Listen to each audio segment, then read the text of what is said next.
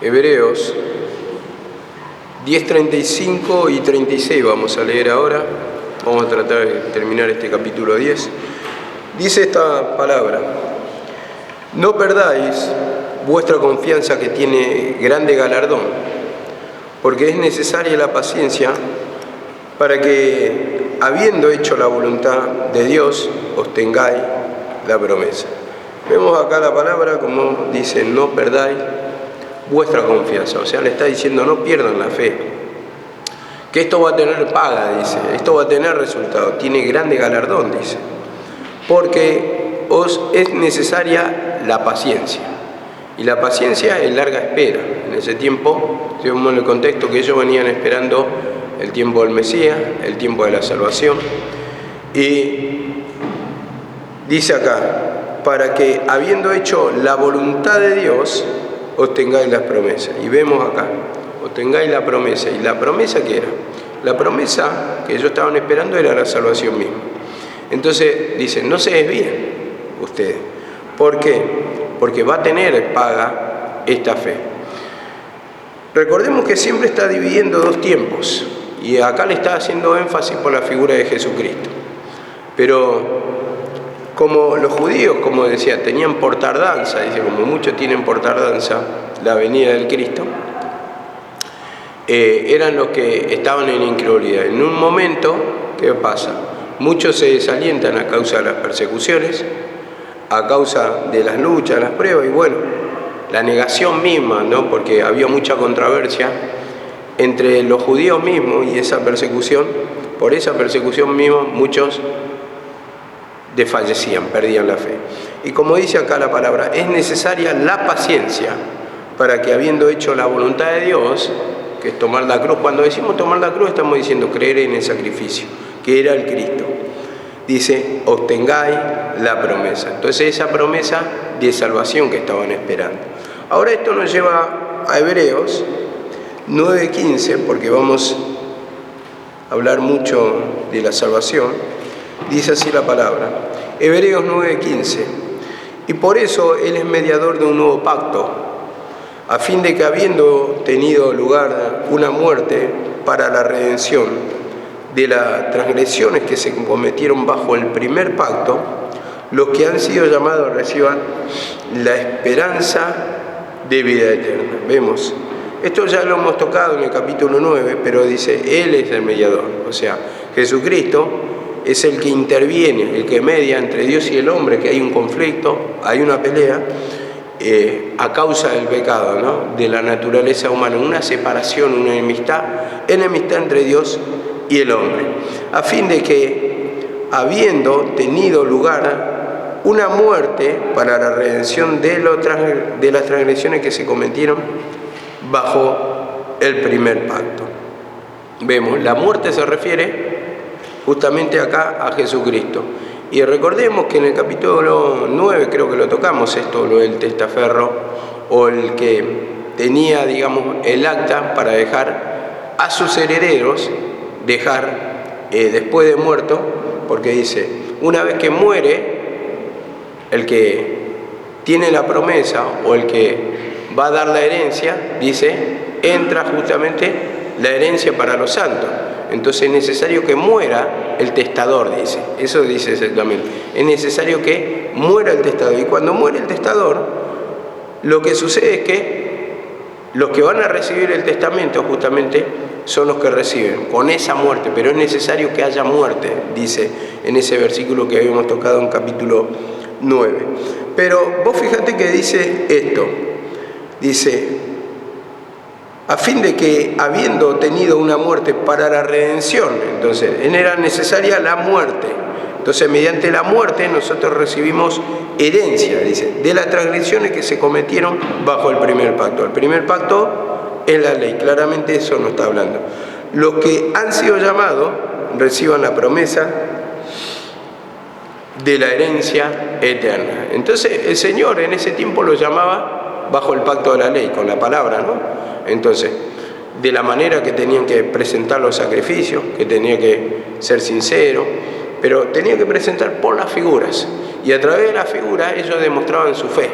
Entonces, cuando se presentó el Cristo, vemos, ahí se encarnó, vamos a decir, los que han sido llamados son los que se le presenta a Cristo, el mensaje de Cristo, y le dice: yo soy el camino, la verdad y la vida. Nadie va al Padre si no es por mí. Entonces, ahí ellos, si creían, iban a recibir también esa vida eterna.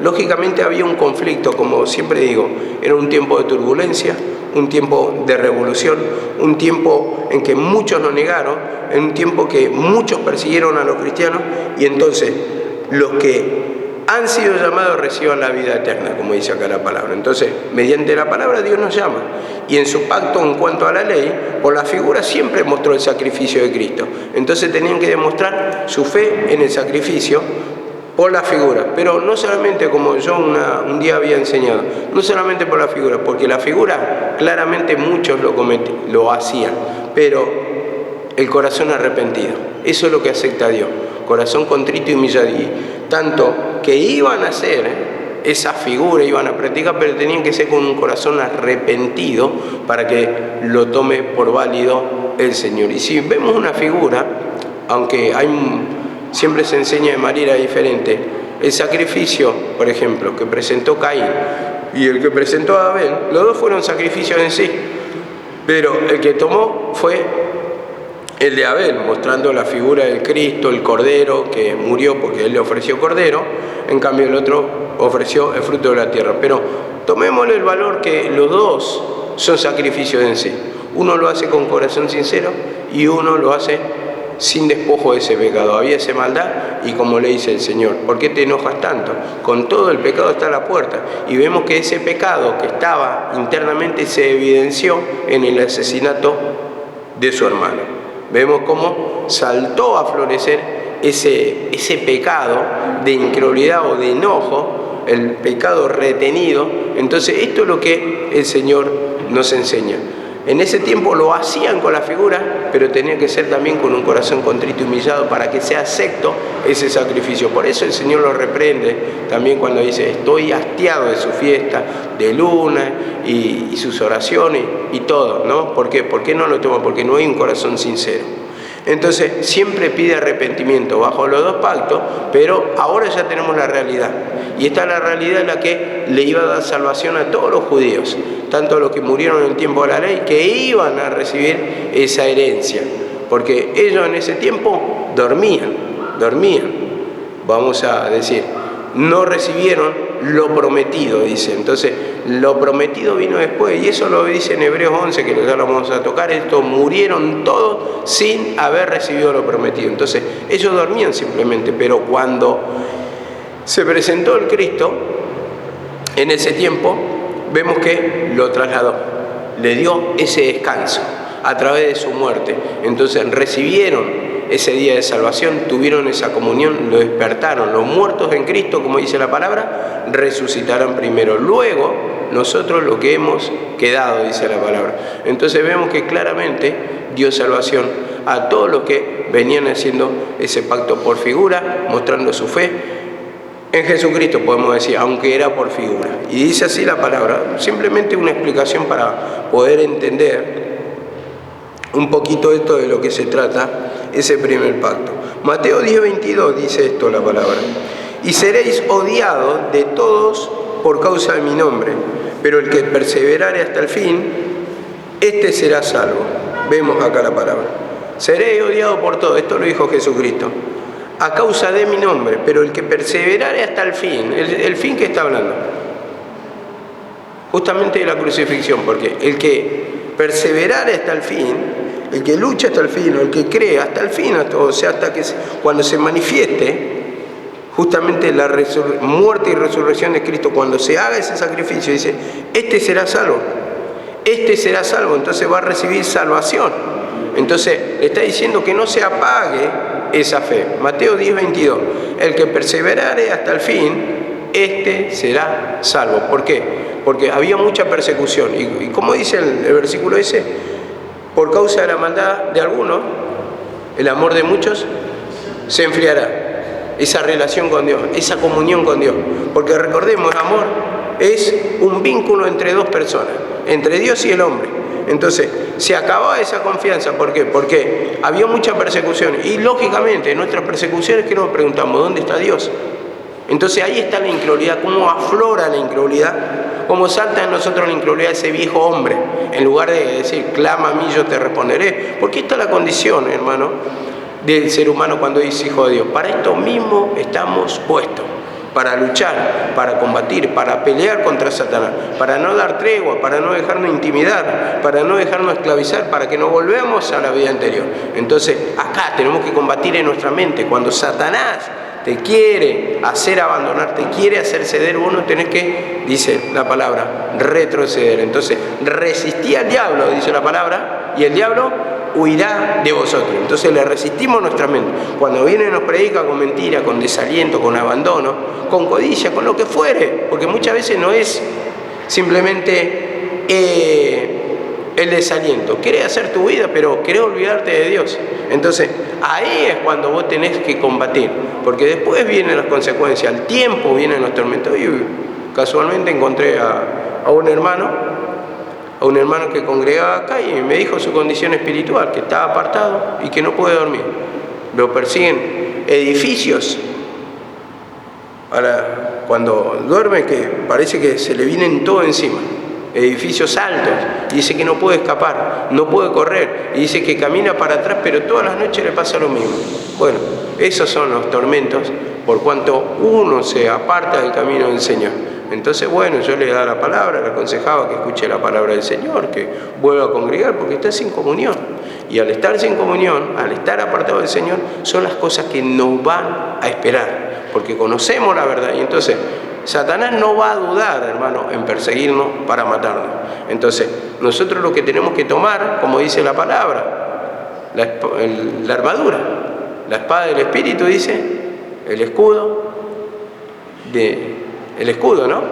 El escudo de la fe para que podáis resistir o para que podáis apagar todo dardo de fuego, dice.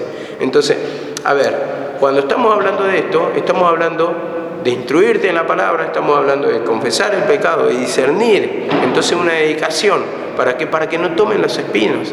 En nuestra tierra tiene que estar labrada, hermano. No tiene que haber espinos. Tenemos que, todos los días, yo observaba a mis tíos cuando trabajaban en el campo, y ellos iban en ese tiempo que tenían que cuidar la tierra, que tenían que labrar, cada mañana y cada tarde. Entonces metían con la sate, iban dando vuelta a la tierra y iban sacando las espinas que estaban saliendo. Y las espinas no eran en todo el terreno, iban saliendo. Cada día va saliendo una diferente, entonces tenés que dar vuelta, tenés que ir con paciencia.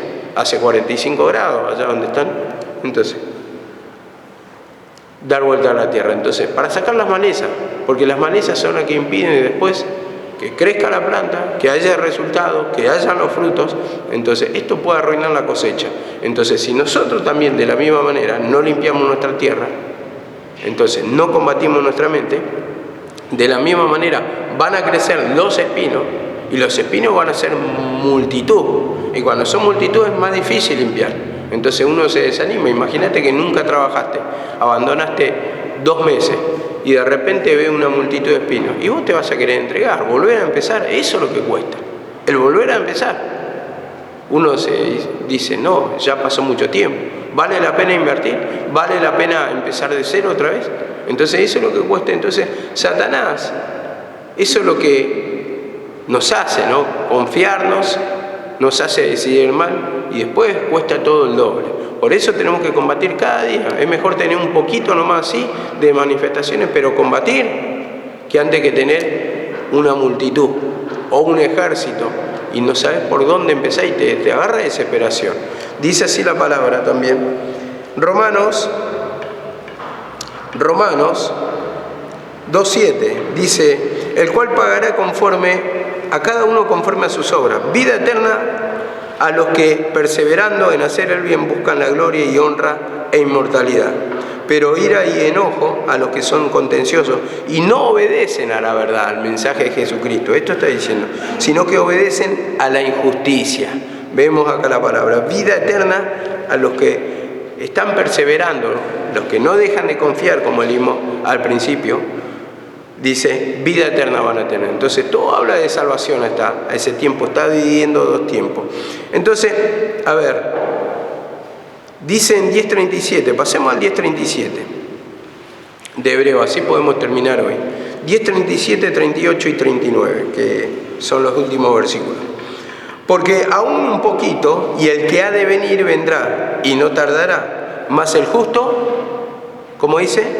El justo por la fe vivirá. Vemos acá la palabra. Se me movió un poquito el versículo.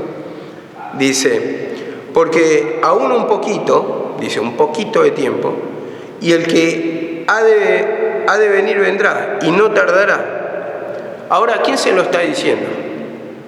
Se lo está diciendo a los judíos claramente. Y está dividiendo dos tiempos, por un poquito, dice.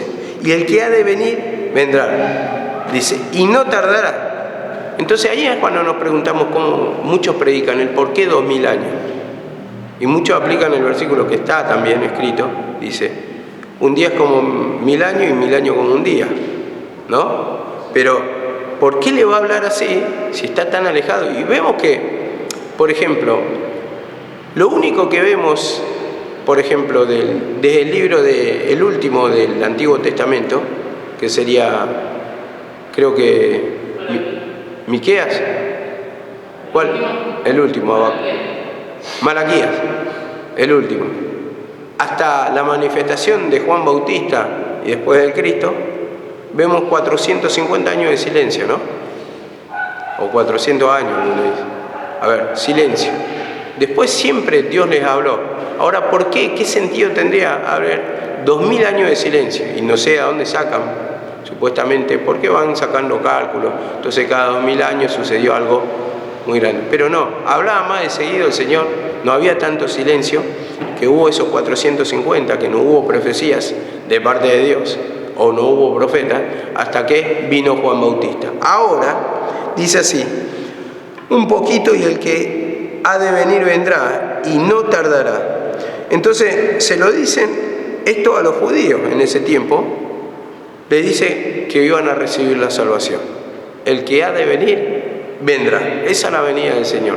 ¿Venida del Señor para qué? Para la salvación. Entonces la manifestación en su reino. Entonces dice así la palabra, mas el justo por fe vivirá, por la fe vivirá, y si retrocediere no agradará a mi alma. Entonces, el justo vive y recibe salvación por la fe en Jesucristo. ¿Cómo dice Efesios 5:14? Dice, despiértate tú que duermes, levántate entre los muertos y te alumbrará Cristo. Esto lo dice dando a entender la condición que estaba la humanidad. Ustedes si ven también en Ezequiel 37, el valle de los huesos secos, está hablando de la misma condición del ser humano, cómo está muerto en delito y pecado. Y solamente el Señor puede dar vida a través de ¿qué? Del sacrificio de Cristo. Y como dice acá la palabra del Señor, el que retrocediere no agradará a mi alma. ¿Cómo lo podemos explicar a esto?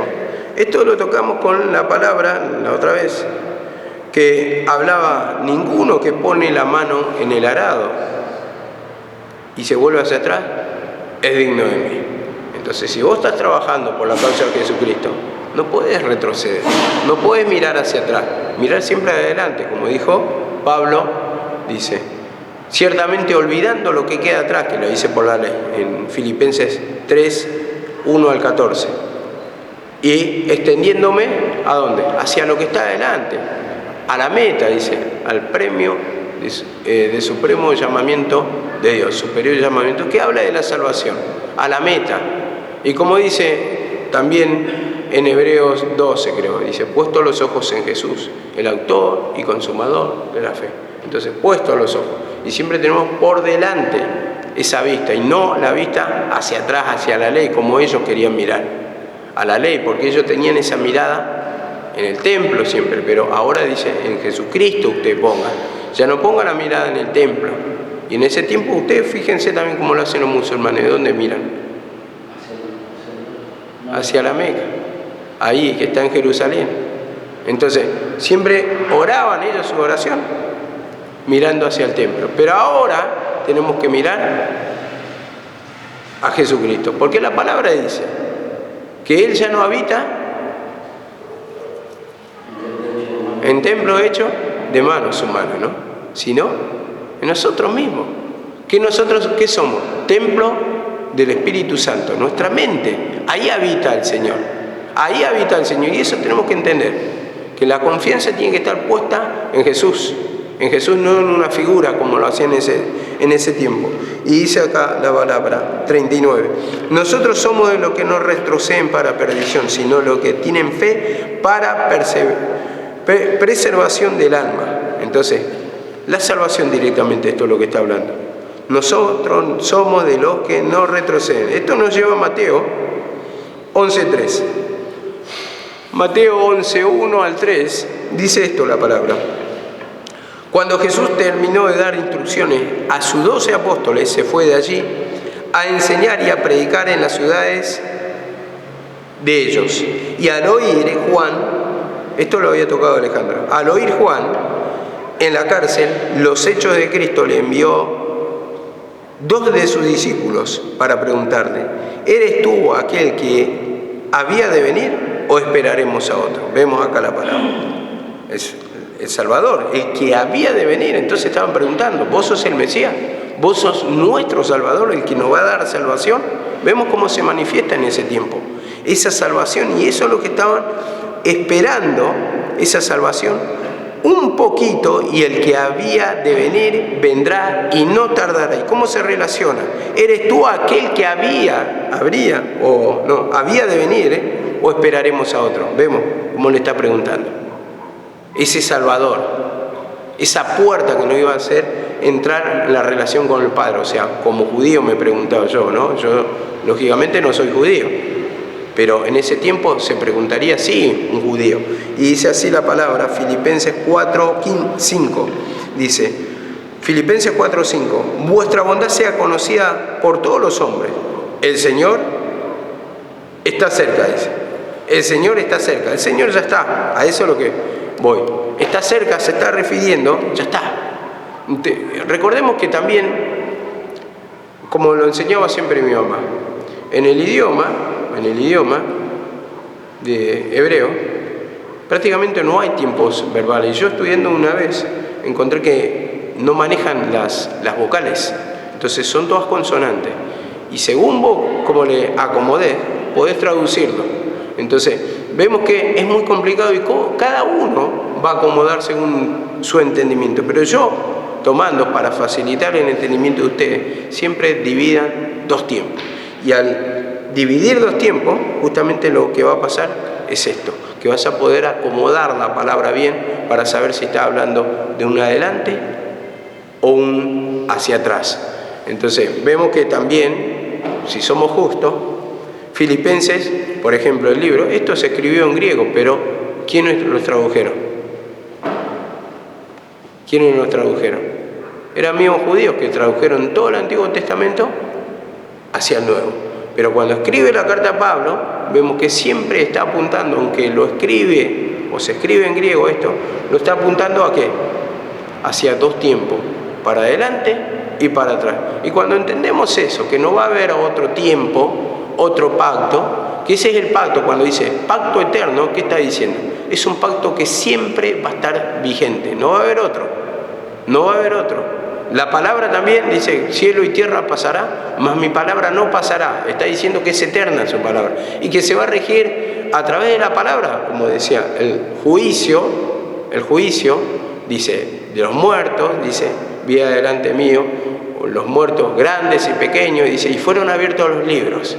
Y fue abierto el libro que está diciendo, la palabra de Jesucristo, y fueron abiertos los libros de los profetas del Antiguo Testamento. Y se juzgó según lo que estaba escrito, dice, en los libros. Se juzgaron esos hechos. Entonces, ¿a qué se refiere eso?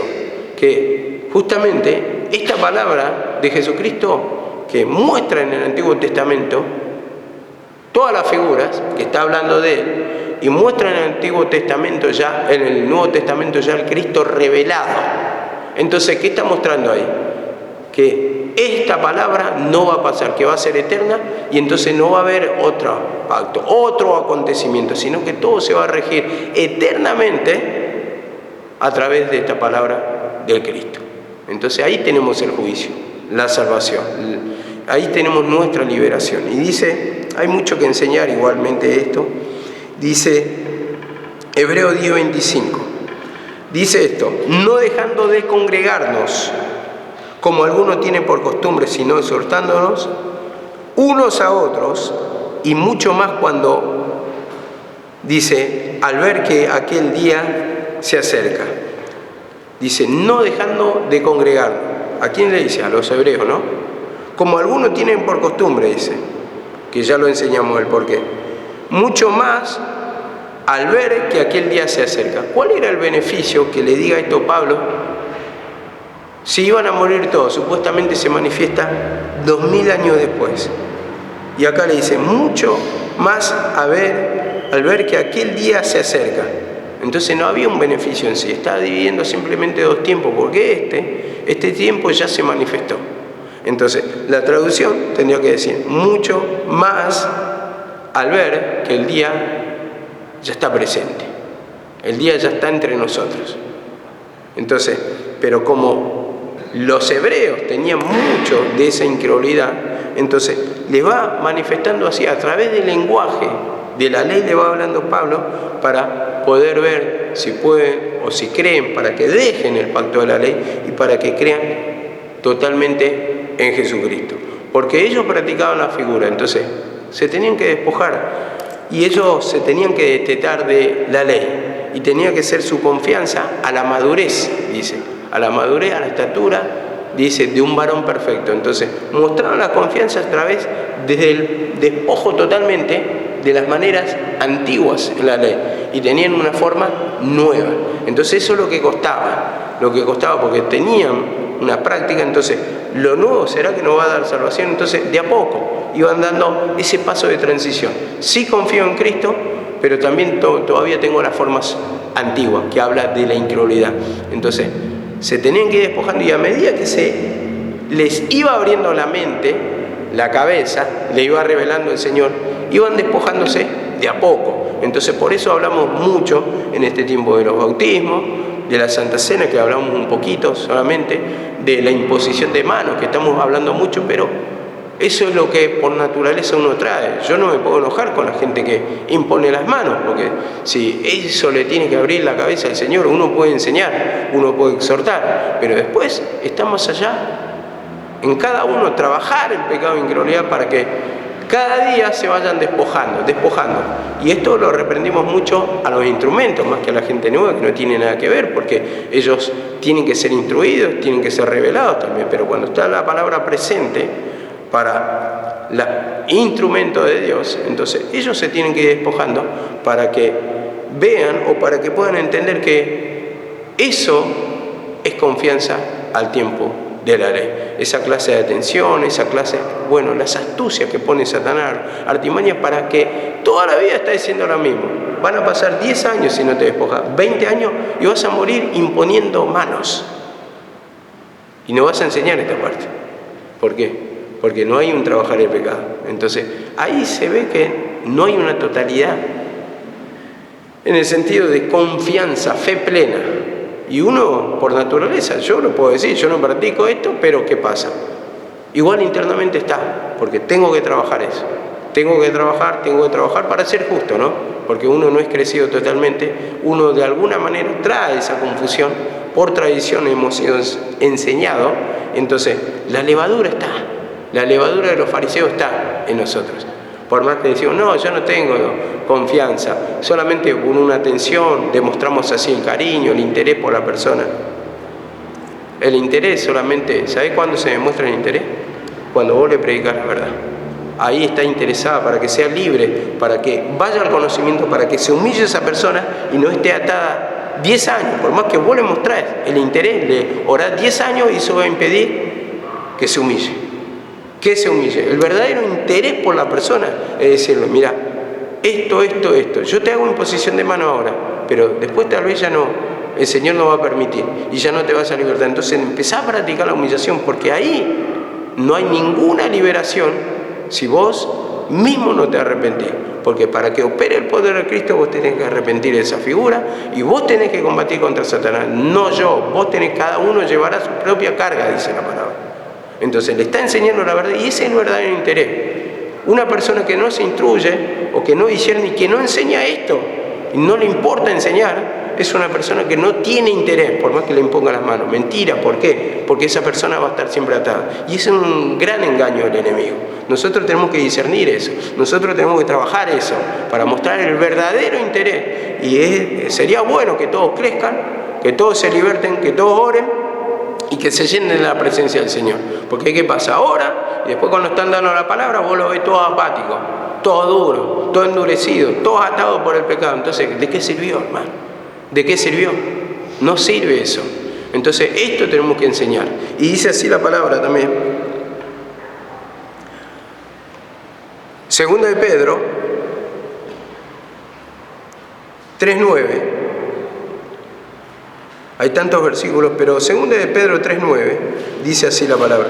El Señor no se tarda en cumplir su promesa, según algunos lo tienen por tardanza. Esto es lo que había dicho al principio. Entonces, la tardanza, ¿qué significa la tardanza? El tener por tardanza. Dice, no retarda en cumplir su promesa, según algunos lo tienen por tardanza, sino sé paciente para con vosotros, no queriendo que nadie perezca. Bueno, y todos vengan al arrepentimiento. Dice, no retarda en cumplir su promesa, la promesa de salvación.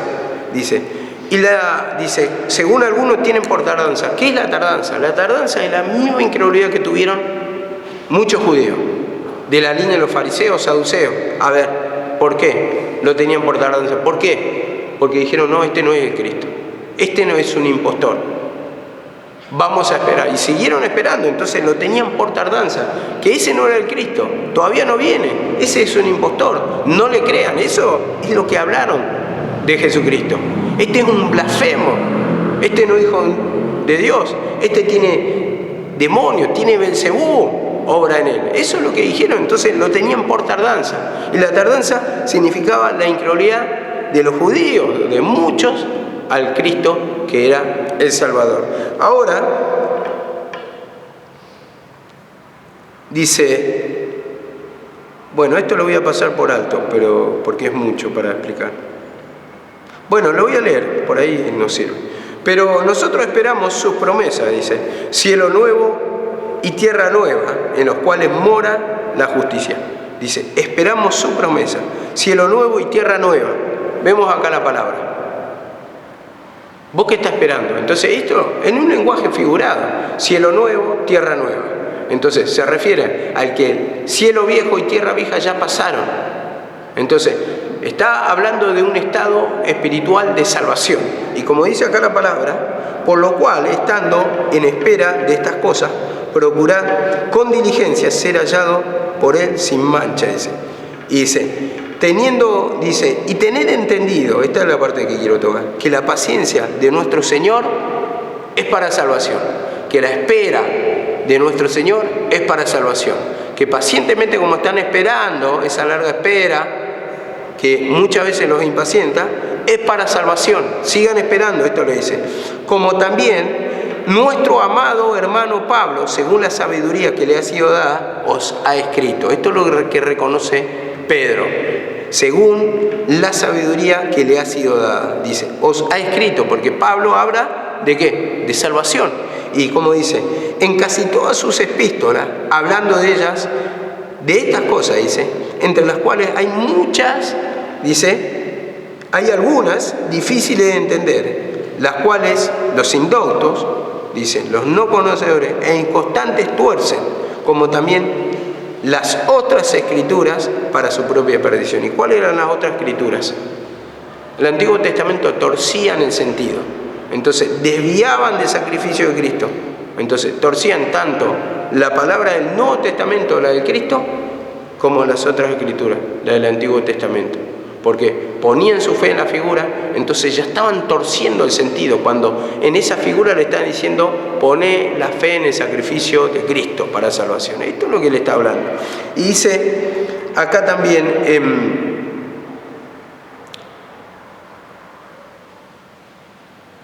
Bueno, Romanos 1:17 nos dice esto: el justo por la fe vivirá. El justo por la fe vivirá, dice.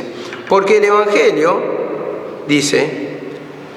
el Evangelio la justicia de Dios se revela por fe, por confiar, dice, y para fe, para que crezca esa fe. Y como está el Cristo, el justo por fe vivirá. Entonces, ahí le da la salvación, el justo, el que cree, ese es justificado.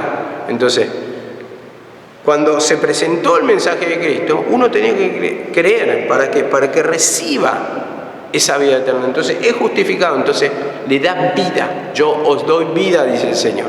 Entonces esa es la liberación del alma. Y dice en Gálatas 3:11,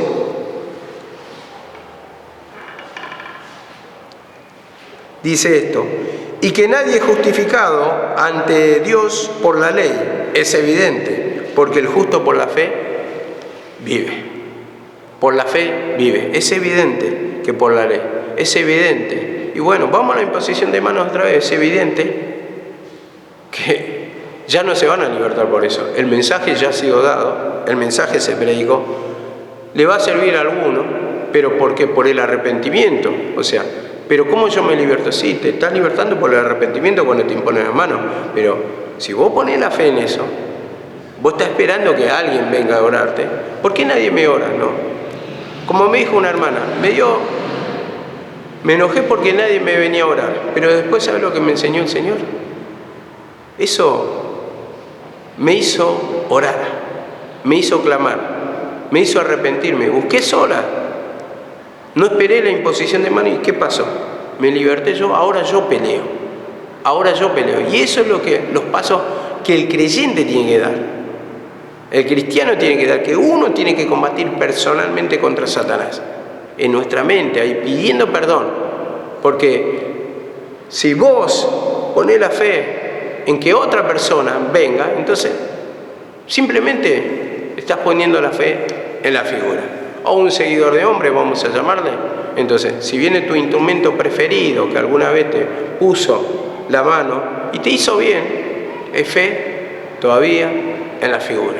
El Señor permite para manifestarte su poder, para enseñarte, pero una vez que sos libre vos tenés que trabajar esa incredulidad, para tener la fe en Jesucristo.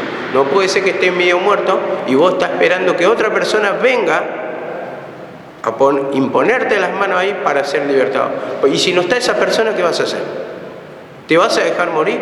¿Te vas a entregar? No, tenés que combatir vos. Es un combate personal. Esto es lo que enseña, que muchos se endurecen, mucho razón, de una, de otra forma, y al final, en vez de ir para adelante, vamos para atrás. Y dice así la palabra.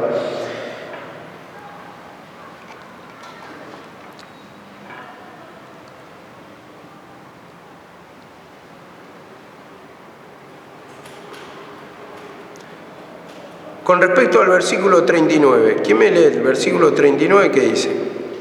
Vamos a pasar directamente ahí. Bueno, dice esto: pero nosotros somos de los que no retroceden. Bueno, vamos a este versículo. El versículo es 2 Corintios 4:18 y 5:1. Para mí van pegados estos, van unidos estos versículos, tienen relación. Y dice así la palabra: no mirando nosotros las cosas que se ven, sino las que no se ven, pues las que se ven son temporales. Esto está hablando ya por el tiempo de la ley y más precisamente por el tabernáculo. Son temporales, van a pasar. Cielo y tierra pasarán, dice, ¿no? Ese cielo viejo y tierra vieja pasarán. Más mi palabra no pasará. Y ese cielo viejo y tierra vieja, ¿qué está diciendo? El gobierno de Satanás va a pasar, pero ahora voy a empezar a gobernar yo. Eso dice, el nuevo tiempo. Y dice, más mi palabra no pasará. Entonces es una palabra que se va a mover eternamente, que ya no va a haber otro pacto. Y como dice acá la palabra, sino las que no se ven, pues las que se ven son temporales, pero las que no se ven son eternas. Ahí da indicios ya. Las que no se ven, siempre el mismo pacto. No va a haber otra cosa, otro acontecimiento. Y dice, ya está todo hecho. Y dice, porque sabemos que si nuestra morada terrestre, que dice, este tabernáculo, nuestra casa, está diciendo, por ese tabernáculo donde se manifestaba Dios, se deshiciere, tenemos un edificio, una casa no hecha de mano, eterna en los cielos. Y ahí se refiere el tabernáculo en tiempos de ¿qué? En tiempos de la ley. Ese tabernáculo, ¿cómo levantaron la tienda esa donde estaba el lugar santo, lugar santísimo? Dice, si esto se deshiciere, sabemos que tenemos, dice, un edificio de Dios, la protección de Dios. Dios viene a morar con nosotros. Emmanuel, ¿qué es? Dios con nosotros. Entonces, la protección de Dios. Entonces, si pasa este tiempo del tabernáculo, ya tenemos la protección de Dios. Vamos a ser, como dice, deseando ser hallados, revestidos y no desnudos. Entonces, la protección de Dios, la salvación, una casa no hecha de mano, como dice el tabernáculo se hizo de mano, eterna, dice, que ya no va a perecer, en los cielos. Y ahí es cuando se refiere al nuevo tiempo, los cielos. Y esto tiene que habitar nuestra alma.